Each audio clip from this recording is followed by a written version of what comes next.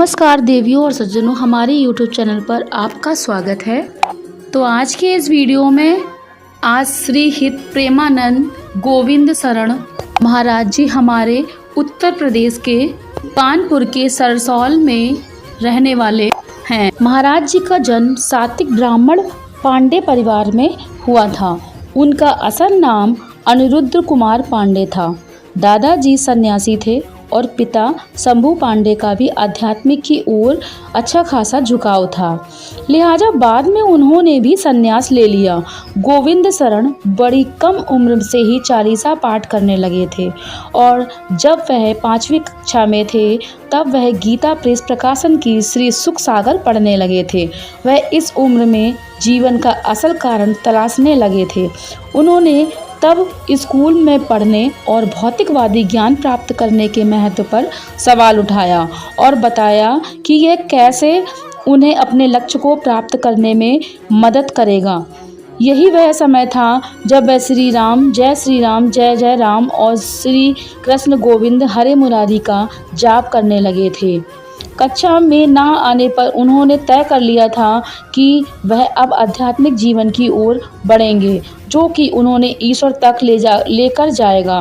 वह इसके लिए घर त्यागने को भी तैयार थे।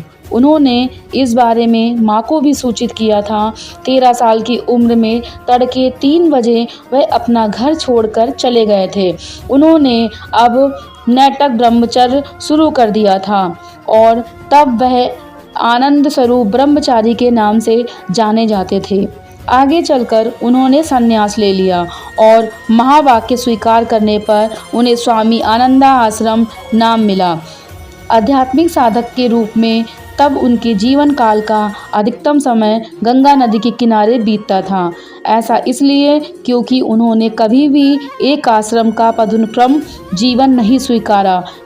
यह वह समय था जब गंगा उनकी दूसरी माँ बन चुकी थी और तब यूपी में बनारस के 80 घाट से लेकर उत्तराखंड के हरिद्वार में अन्य घाटों तक घूमा करते थे। रोचक बात यह है कि वह इस दौरान ना तो खाने कपड़ों की चिंता करते थे और ना ही मौसम की वजह से परेशान होते थे।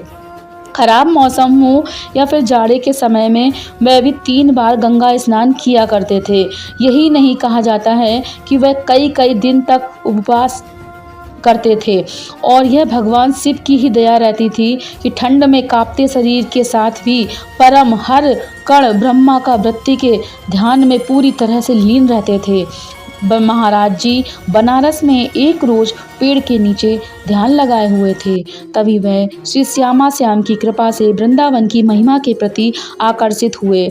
आगे चलकर एक संत की प्रेरणा ने उन्हें एक रास लीला में भाग लेने के लिए राजी किया, जो स्वामी श्री राम शर्मा की ओर से आयोजित किया जा रही थी। उन्होंने 1 महीने तक रासलीला में हिस्सा लिया। सुबह वह चैतन्य महाप्रभु की लीला और रात में श्री श्यामा श्याम की रासलीला देखते थे। 1 महीने में ही वह इन लीलाओं को देखने में इतना मुग्ध और आकर्षित हो गए कि वह उनके बिना जीवन जीने की कल्पना भी नहीं कर सकते थे। यह 1 महीना उनके जीवन का टर्निंग पॉइंट माना जाता है। बाद में स्वामी जी की सलाह पर और श्री नारायण दास भक्त मालिक बक्सर वाले मामा जी के एक शिष्य की मदद से महाराज जी मथुरा जाने वाली ट्रेन में सवार हो गए, यह ना जानते हुए कि वृंदावन हमेशा के लिए उनका दिल चुरा लेगा। वह बिना किसी परिचित के वृंदावन पहुंचे थे, जहां शुरुआती दिनचर्या में वृंदावन की परिक्रमा और श्री बांके बिहारी के दर्शन शामिल हुआ करते थे। बांके बिहारी जी के मंदिर में उन्होंने एक संत ने कहा कि उन्हें श्री राधा वल्लभ मंदिर भी जाना चाहिए। महाराज जी राधा वल्लभ जी को निहारते घंटों खड़े रहते। गोस्वामी जी ने इस पर ध्यान दिया और उनको प्रति स्वाभाविक स्नेह विकसित हुआ।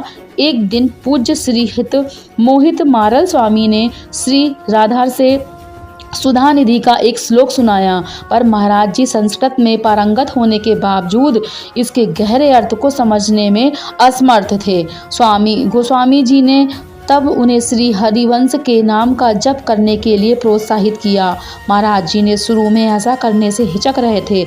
हालांकि अगले दिन जैसे ही उन्होंने वृंदावन परिक्रमा शुरू की, उन्होंने खुद को श्री हित हरिवंश महाप्रभु की कृपा से उसी पवित्र नाम का जप करते हुए पाया।